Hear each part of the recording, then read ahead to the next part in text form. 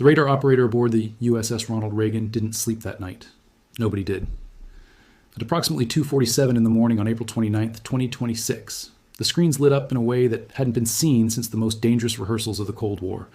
Dozens of contact signatures, moving in coordinated patterns, closing in from multiple vectors around the island of Taiwan. Not a drill, not an exercise, not a warning. This was something that defense analysts had wargamed for years, something that Pentagon briefing rooms had labeled as the scenario most likely to reshape the entire 21st century. And it was happening right now, in real time, with the sun still hours from rising over the Pacific. The People's Liberation Army Navy had deployed what Chinese state media would later call a routine maritime security operation. But there was nothing routine about it. 72 warships, submarine signatures detected off the southern coast, aerial units from the Eastern Theater Command scrambling into position, and Taiwan, that island of 23 million people, a democratic society that produces more than 60% of the world's most advanced semiconductors, was now encircled in a way it had never been before. This is where everything changes. To understand how the world arrived at this exact moment, you have to go back just 72 hours. Because the fuse that lit this situation wasn't lit in the Taiwan Strait. It was lit in Washington. On April 26th, the United States Senate passed a resolution that Beijing had been warning against for 18 months. The Taiwan Sovereignty Affirmation Act, a piece of legislation that stopped just short of formal diplomatic recognition but went further than any American law had gone in decades, explicitly affirming Taiwan's right to self-determination and authorizing an additional $4.7 billion in direct military assistance, including the transfer of advanced anti-ship missile systems, next-generation air defense platforms, and something that sent shockwaves through the Central Military Commission in Beijing, an agreement to pre-position American military equipment on Taiwanese soil. The Chinese Foreign Ministry's response was swift. They called it a severe provocation, a dangerous crossing of the red line, a blatant interference in China's internal affairs. But what they said publicly was measured compared to what defense intelligence officials say was happening behind closed doors in Zhongnanhai. According to sources cited by Reuters, and later confirmed through channels monitored by the Financial Times, President Xi Jinping convened an emergency session of the Central Military Commission within hours of the Senate vote. The decision made in that room would reverberate across every ocean on Earth. By April 27th, satellite imagery analyzed by commercial intelligence firms and reviewed by defense outlets, including the War Zone, began showing unusual activity at PLA Navy bases along China's eastern coast. Ships that were scheduled for routine maintenance were being pulled early. Fuel and ammunition loading was happening at a pace that didn't match any previously observed exercise pattern. The USS Ronald Reagan Carrier Strike Group, already operating in the Philippine Sea as part of a scheduled deployment, received new orders. Sources familiar with the situation, speaking on background to AP, described the atmosphere in the Pacific Command as one of controlled urgency. Not panic, but a kind of focused intensity that career officers only experience a handful of times in their lives. The Ronald Reagan's commanding officer reportedly told his senior staff that whatever happened in the next 72 hours would determine whether the rules-based international order survived the decade. He wasn't wrong. What happened next shocked even the analysts who had been tracking China's military buildup for years. The scale of the deployment was unprecedented in the post-Cold War era. Beijing didn't just send a message. Beijing sent a fleet. The Eastern Theater Command, which oversees all military operations related to Taiwan, activated what Chinese military doctrine calls a joint blockade exercise formation. But the difference between this and any previous exercise was stark and undeniable. Previous exercises had lasted hours, sometimes a day. This one showed no signs of being designed to end. The formations were not positioned for training maneuvers. They were positioned to intercept. Ships were stationed at the northern and southern approaches to the Taiwan Strait, effectively controlling the primary maritime corridors through which Taiwan receives the bulk of its imported goods, including the fuel, food, and raw materials that a densely populated island nation cannot produce on its own. Simultaneously, PLA Air Force units began flying sorties into Taiwan's air defense identification zone at a rate that overwhelmed the island's radar operators and forced Taiwan to scramble its own fighters in response for the 8th consecutive hour by dawn on April 29th. Taiwan's Air Force had approximately 400 frontline aircraft. They were burning fuel at a rate that defense analysts calculated could not be sustained for more than several days. But that's not even the most dangerous part. Beneath the surface, literally beneath the surface of the ocean, a different kind of crisis was unfolding. The United States Navy's submarine force, among the most capable and secretive in the world, had already been repositioning for weeks in response to what American intelligence assessed as preparations for exactly this kind of scenario. But so had China. The planned submarine fleet, which has grown dramatically in both size and capability over the past decade, was now operating in waters where acoustic conditions and deep sea geography gave them advantages that American submariners privately acknowledged were real. According to defense analysts who spoke to Defense News and the War Zone, there were at least 4 confirmed acoustic contacts in the vicinity of the Taiwan Strait that the U.S. Navy could track but could not safely interdict without risking a kinetic incident that nobody was authorized to initiate. The underwater dimension of this crisis was, by itself, enough to keep the Chief of Naval Operations awake in Washington. Combined with everything else that was happening on the surface and in the air, it created a situation of staggering complexity for American commanders. At the exact same time that Chinese warships were completing their encirclement formation, the White House Situation Room was operating on its 3rd consecutive night without a normal sleep rotation.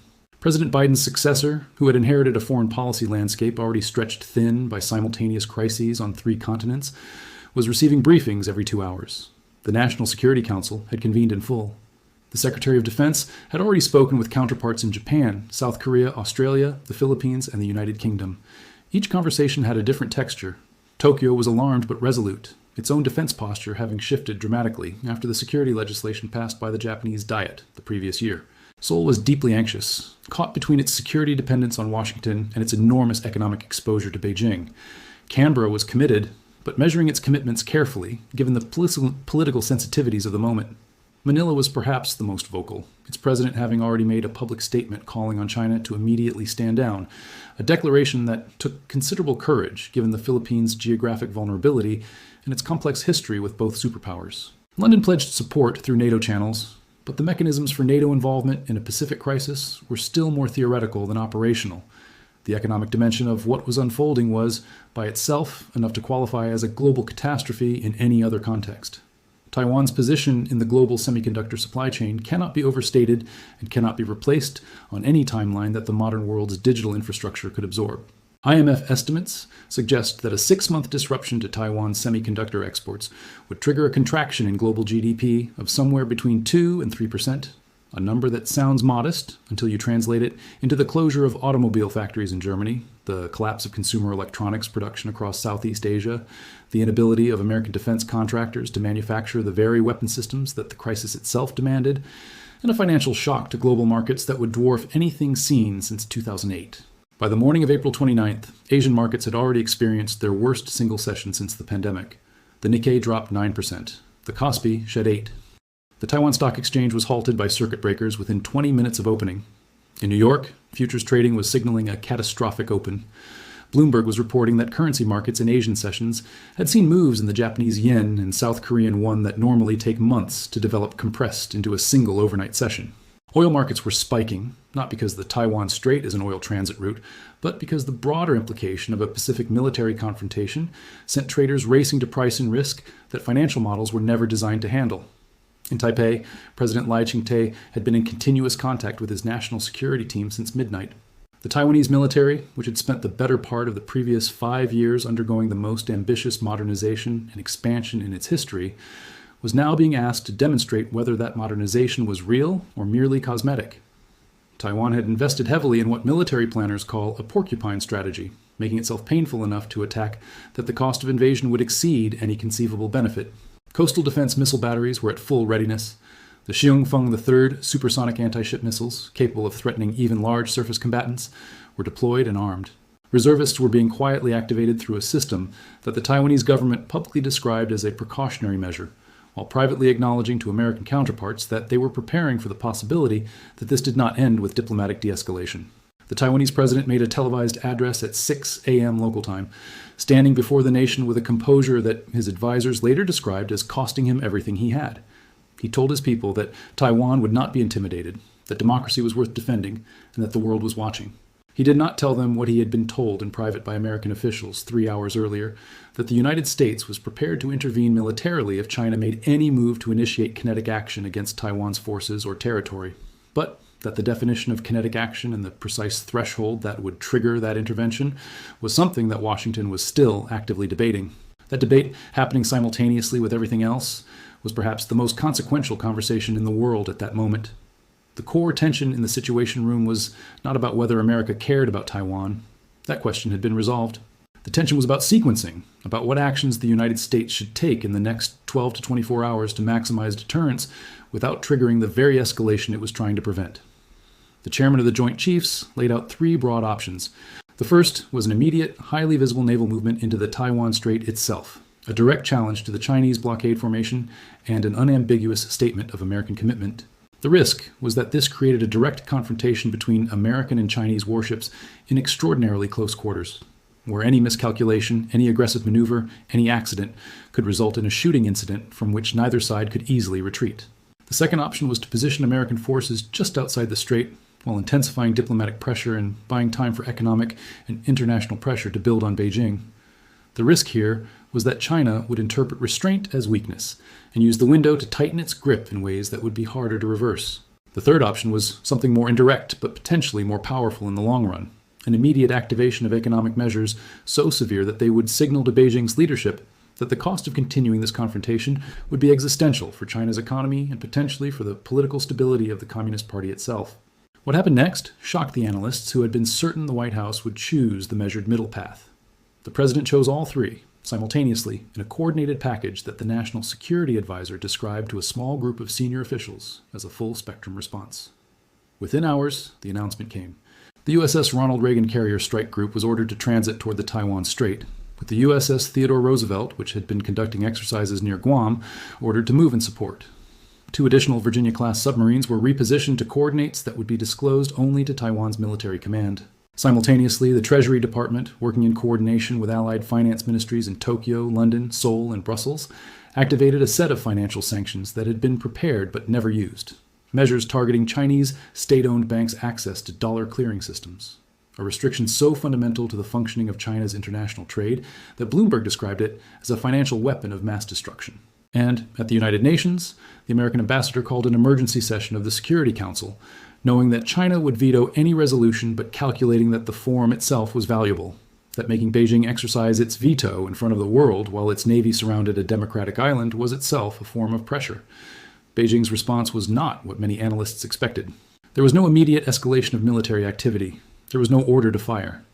Instead, what happened was a 48-hour silence from the senior leadership that was more unnerving than any public statement could have been. The PLA Navy maintained its positions. The aircraft sorties continued. The submarine contacts remained active. But the shooting that everyone feared, did not begin.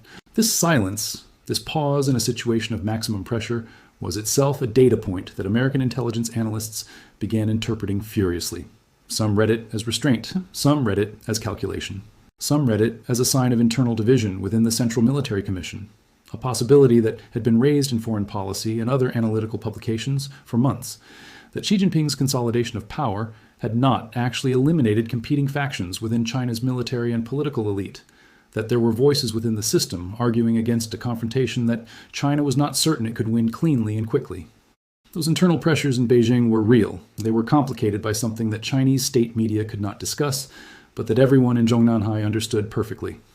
China's economy, despite decades of extraordinary growth and the narrative of unstoppable ascent, was navigating a period of genuine fragility in the spring of 2026. The property sector crisis that had been simmering since the collapse of major developers years earlier had not been resolved.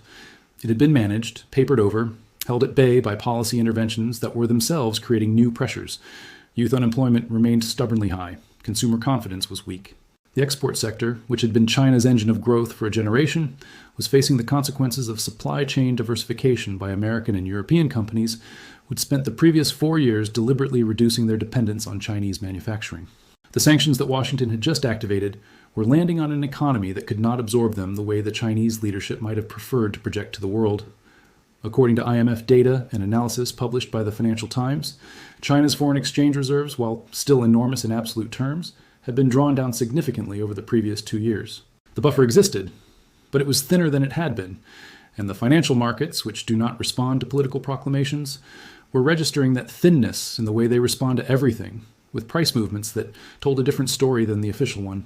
At the exact same time that American and Chinese naval forces were maneuvering through the most dangerous game of maritime chess in a generation, something was happening in the diplomatic backchannels that neither side was ready to discuss publicly. Through a combination of intermediaries, including a Swiss diplomatic channel that had been established quietly over the previous year, and a set of communications facilitated by Singapore's government, whose unique position as a city-state with deep ties to both Washington and Beijing made it an indispensable backchannel in moments of crisis. Messages were being exchanged about the possibility of a framework that neither side had publicly endorsed. The framework, as best as could be reconstructed from reporting by AP and from informed sources speaking to Reuters, involved a phased de-escalation in which China would gradually withdraw the naval formation over a period of 72 hours in exchange for a 90-day pause on implementation of the most financially damaging elements of the American sanctions package, and a commitment to engage in a new round of senior diplomatic dialogue on the underlying Taiwan question.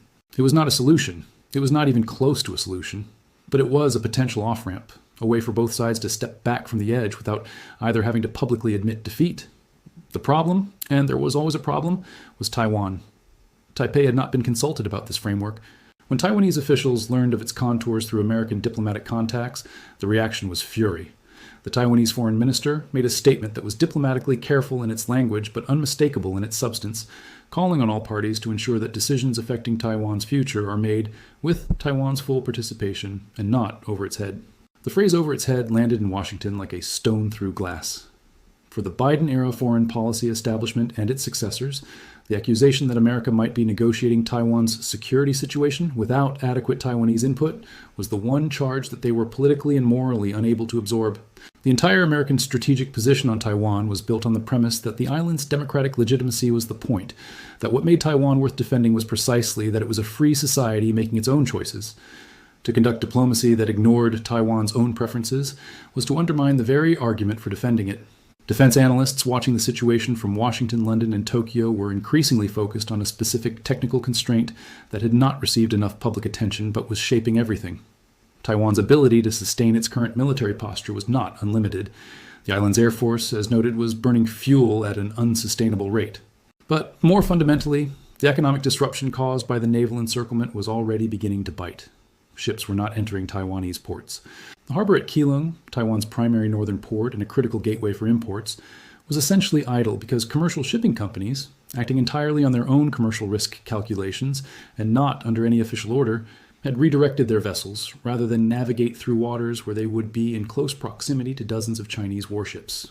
Taiwan had strategic reserves of fuel and food, reserves that had been systematically built up over years precisely in anticipation of a scenario like this. But those reserves had limits. According to figures cited by defense analysts and cross-referenced against Taiwan's own official disclosures, a complete blockade lasting more than 3 weeks would begin to create genuine civilian hardship. A blockade lasting 2 months would create a crisis that no democratic government could politically survive without either capitulating or escalating.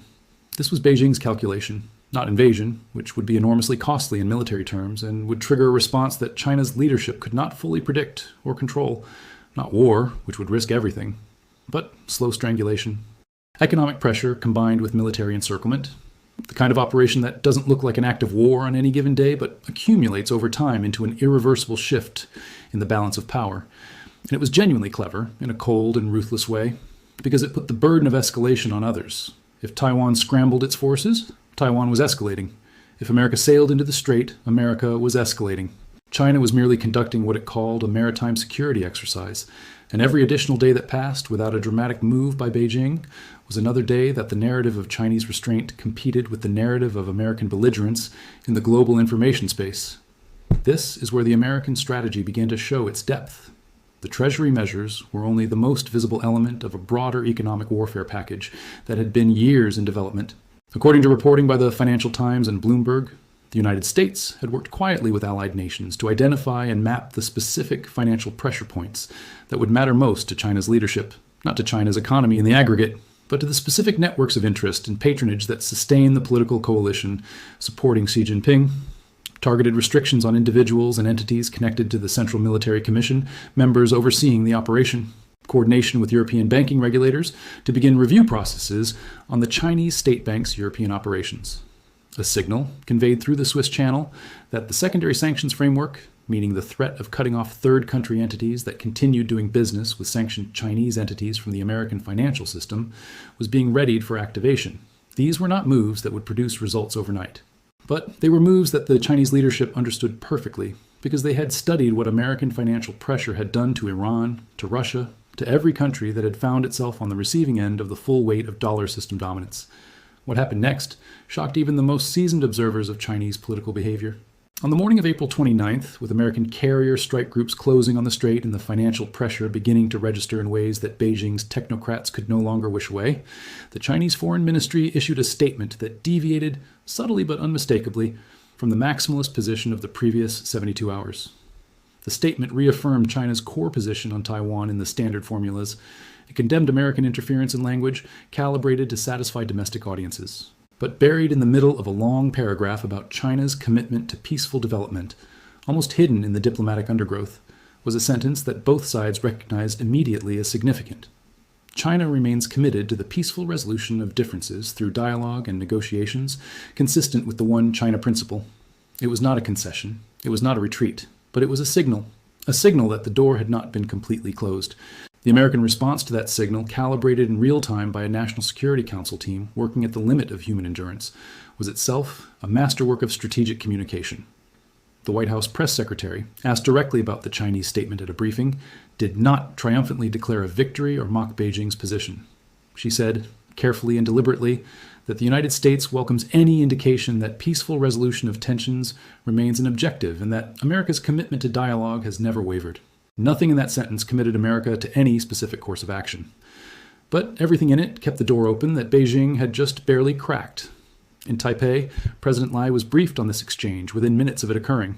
His reaction, according to a senior official who described it to a journalist on background, was complicated. There was relief that the temperature might be dropping. There was anxiety about what relief might cost Taiwan in the longer term. And there was a kind of fierce determination, a refusal to allow the relief to become an excuse for anyone to forget that Taiwan's 23 million people had just spent 72 hours surrounded by the Navy of a country that claimed the right to absorb them without their consent. The Taiwanese president issued his own statement, again carefully worded, but this time including a phrase that his speechwriters had debated for an hour before it was included. Taiwan will accept nothing less than the full respect of its dignity, its democracy, and its right to determine its own future. It was not a rejection of diplomacy. It was a statement of the minimum acceptable terms, and it was addressed not just to Beijing, but to Washington. The submarine contacts off the southern coast of Taiwan had not dissipated. The Chinese warships had not moved from their positions.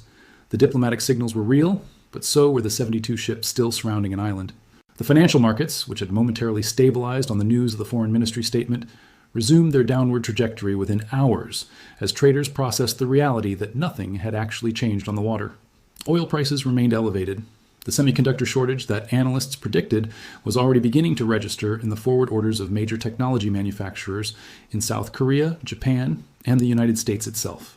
Taiwan Semiconductor Manufacturing Company had not halted production, but its logistics chains were disrupted, and the global technology industry was beginning to run calculations about what a 2-week supply interruption meant for production schedules that had zero slack built into them.